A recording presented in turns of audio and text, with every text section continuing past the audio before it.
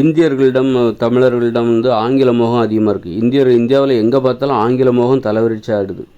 English மீடியத்தில் தான் படிக்கணும், இங்கிலீஷில் தான் படிக்கணும், இங்கிலீஷில் தான் பேசணும். அதுவும் பார்த்திங்கன்னா ஸ்கூலில் இங்கிலீஷ் மீடியம் ஸ்கூலில் தமிழில் பேசினாக்கா தாய்மொழியில் பேசினா தண்டனை, இங்கிலீஷில் தான் பேசணும் அப்படின்னு ஒரு கட்டுப்பாடு, ஒரு சட்டம். ஆசிரியர்களோட அந்த விதிமுறையை பின்பற்ற முடியவில்லை. ரொம்பவும் இன்டர்நேஷ்னல் ஸ்கூலில் தான் இங்கிலீஷ்லேயே பேசிகிட்டு இருக்காங்க தவிர பெரும்பாலான மெட்ரிகுலேஷன் ஸ்கூல் ஆங்கில வழி பள்ளிகளில் ஆசிரியர்கள்லாம் வந்து தமிழில் தான் பேசுகிறாங்க. ஆனால் ஆங்கிலத்தில் பேசணுன்னு அங்கே ஒரு விதிமுறை இருக்குது. அது யாராலையும் பின்பற்ற முடியலை. மாணவர்களாலும் பின்பற்ற முடியல, ஆசிரியர்களாலும் பின்பற்ற முடியல. இதே மாதிரி நீங்கள் வந்து ஜப்பானில் போய் நீங்கள் ஆங்கிலத்தில் தான் கல்வி கற்கணும் அப்படின்னு சொன்னால் என்ன நடக்கும்? ஒரு சீனாவில் போய் அங்கே எல்லாம் தாய்மொழியில் தான் கல்வி கற்கிறாங்க. ஜப்பானில் ஜப்பான் மொழியில் தான் கல்வி கற்கிறாங்க. சீனாவில் சீன மொழியில் தான் கல்வி கற்கிறாங்க. ஜெர்மனில் போனீங்கன்னா ஜெர்மன் மொழியில் கல்வி கற்கிறார்கள், தொழில் செய்கிறார்கள்.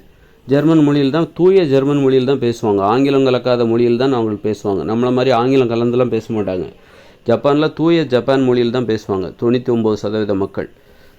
அப்படி சீனா, ஃப்ரான்ஸு, ஜெர்மனி, ரஷ்யா, இப்படி முன்னேறிய நாடுகள் அனைத்தும் அவங்க தாய்மொழியில் தான் கல்வி கற்போம். இங்கே வந்து சீனாவில் போய் எல்லாருமே வந்து இந்த சீன மொழியில் பள்ளிக்கூடத்தில் பேசக்கூடாது, ஆங்கிலத்தில் தான் பேசணும்னு சொன்னால் என்ன நடக்கும்?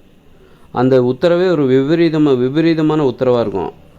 அப்படி ஒரு உத்தரவை அங்கே யாராவது சொன்னாங்கன்னா அடிக்க ஆரம்பிச்சிருவாங்க, விரட்டி அடிக்க ஆரம்பிச்சிருவாங்க. அந்த மாதிரி தொலைச்சி கட்டிடுவாங்க. யார்கிட்ட வந்து எந்த மொழியில் பேச சொல்கிறேன்? நாங்களாம் சீனாக்காரங்க, சீன மொழியில் தான் நாங்கள் பேசுவோம், அதான் எங்கள் தாய்மொழி. நீ எங்ககிட்ட வந்து ஆங்கில மொழியில் தான் கல்வி கேட்கணும், ஆங்கில மொழியில் தான் தொழில் செய்யணும், ஆங்கிலத்தில் தான் பேசணும் அப்படின்னு யாராவது ஒருத்தர் சொன்னாங்கன்னா என்ன நடக்கும் அப்படின்னு பாருங்கள்.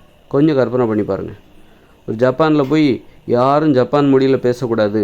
ஒரு பள்ளிக்கூடத்தில் போய், ஜப்பான் நாட்டில் இருக்கிற ஒரு பள்ளிக்கூடத்தில் போய் யாருமே ஜப்பான் மொழியில் நீங்கள் பேசக்கூடாது, இனிமேல் நீங்கள் ஆங்கில மொழியில் தான் கல்வி கற்க வேண்டும். ஏனென்றால் உலகம் முழுவதும் இனிமேல் ஆங்கிலம் தான் வரப்போகிறது. ஆதலால் முன்கூட்டியே நீங்கள் ஆங்கிலத்தில் தான் இனி கல்வி கற்க வேண்டும்.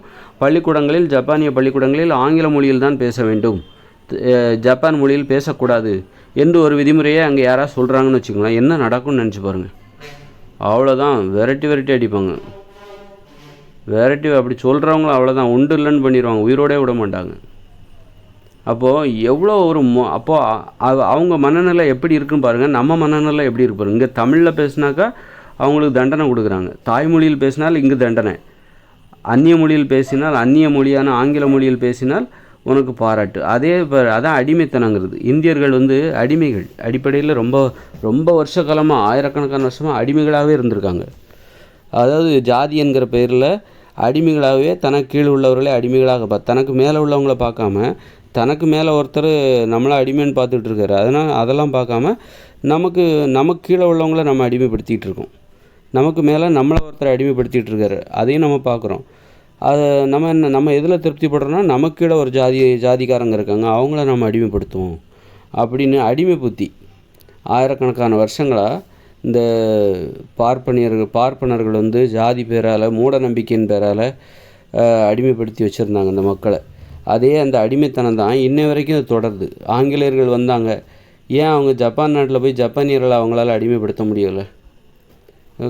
ஒரு சீனக்காரங்களை வந்து ஒரு ஆங்கிலேயர்களால் ஏன் அடிமைப்படுத்த முடியல? ஆனால் இந்தியர்களை எப்படி அடிமைப்படுத்த முடிஞ்சுது? அதுவும் பார்த்திங்கன்னா ஆப்பிரிக்காக்காரங்களையும் அடிமைப்படுத்தினாங்க. ஆப்பிரிக்காவிலையும் இன்றைக்கி மூட நம்பிக்கை ஜாஸ்தி, இன்னும் ஆங்கில மோகம் ஜாஸ்தி.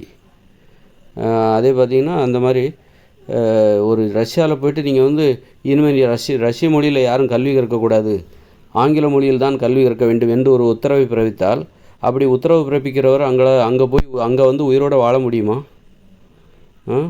அப்போ அங்கே வந்து அது போன்ற உத்தரவு என்பது எப்படி பார்க்கப்படுகிறது? அந்த மக்களுக்கு ஏன் பொருந்தாமல் போகிறது? ஆனால் அந்த உத்தரவு இங்கே வந்து வரவேற்கப்படுகிறது, இந்தியாவில் வரவேற்கப்படுகிறது. அது மாதிரி ஜெர்மனில் போய் இனிமேல் யாரும் ஜெர்மன் மொழியில் பேசக்கூடாது, ஆங்கில மொழியில் தான் நீங்கள் பேச வேண்டும், ஆங்கில மொழியில் தான் கல்வி கற்க வேண்டும், ஆங்கில மொழியில் தான் தொழில் செய்ய வேண்டும் என்று சொன்னால், அப்படி ஒரு உத்தரவை அப்படி சொல்கிறவருடைய நிலைமை ஜெர்மனியில் என்னவாக இருக்கும்? அவ்வளோதான், அவங்கள க்ளோஸ் பண்ணி புதைச்சி கல்லறை கட்டிடுவாங்க, அவ்வளோ சமாதி கட்டிடுவாங்க. அந்த அளவுக்கு ஒரு விபரீதமான ஒரு வாழ்க்கை முறை தான் இப்போ நம்ம வாழ்ந்துட்டுருக்கோம்.